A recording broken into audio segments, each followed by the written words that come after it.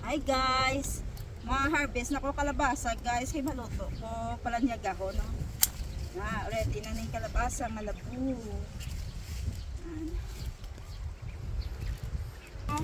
Mix sa kalabasa la. Luto ko ng taupan na may giniling na chicken no. Na balatong na may giniling na chicken. Na may kalabasa, na may alugbati, kanamit na nasabaw guys. Kanamit na harvest sa diyan sa matong kanon. Balatong guys, so kalaba sa balatong. Namin nga variety sa balatong kalagba. Guys, marvest okra. I-mix sa aton nga gulay no.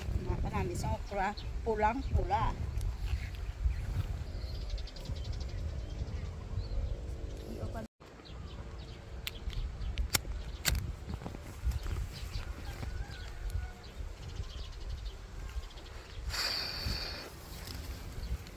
Namin na harvest guys. Madugang tasang alugbati. Ito na harvest sa alugbati guys.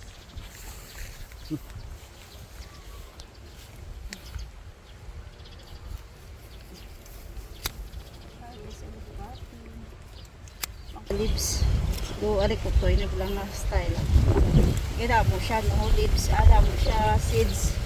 Nakaw ko ng seeds. Tapos itanim naman para namin ano nila leaves ya wala hindi ammonium.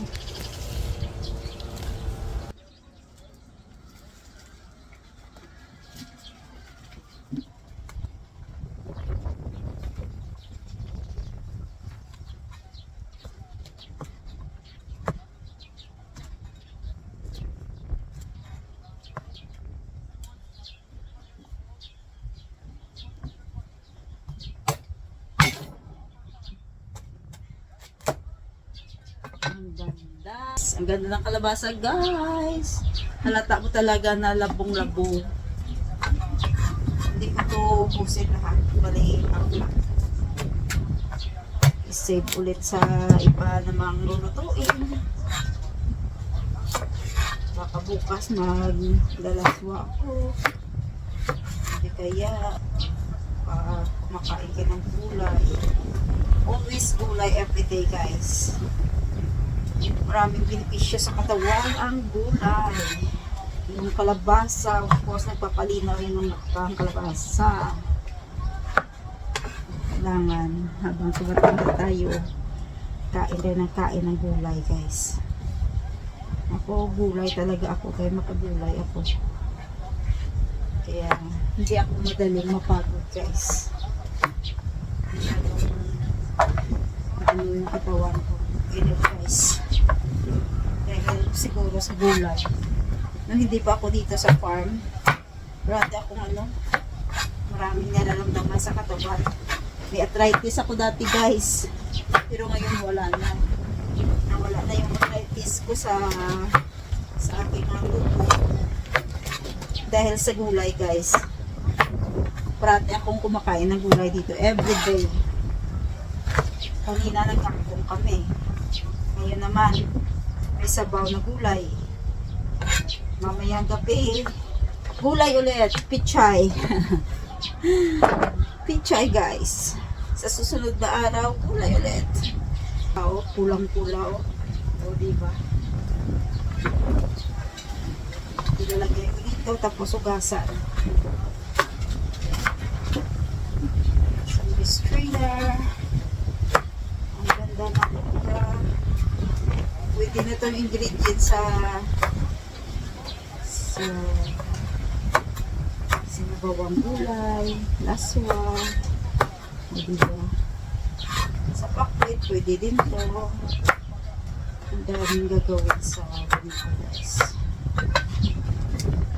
So, nakaslice na tayo ng ganito. Tapos, hindi ko lang inubos yan.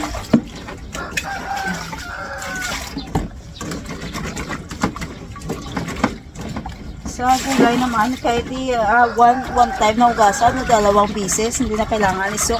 Kasi wala namang ano to guys, wala namang pesticides or nilalagay kami. Wala. Organic yung mga gulay namin dito guys. So safe kainin. Kahit anong oras makaharvest ka, kakain. Walang halong mikos-mikos yan. Walang halong mikos-mikos. Organic.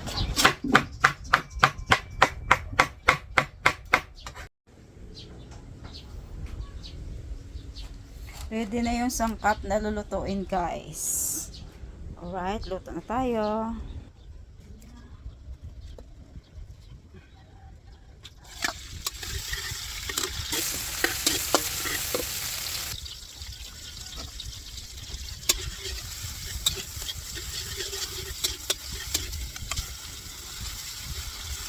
And chicken.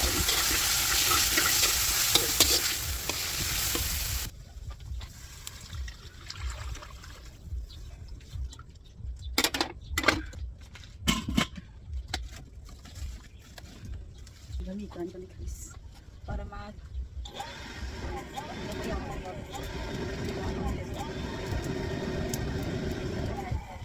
magkalayo na.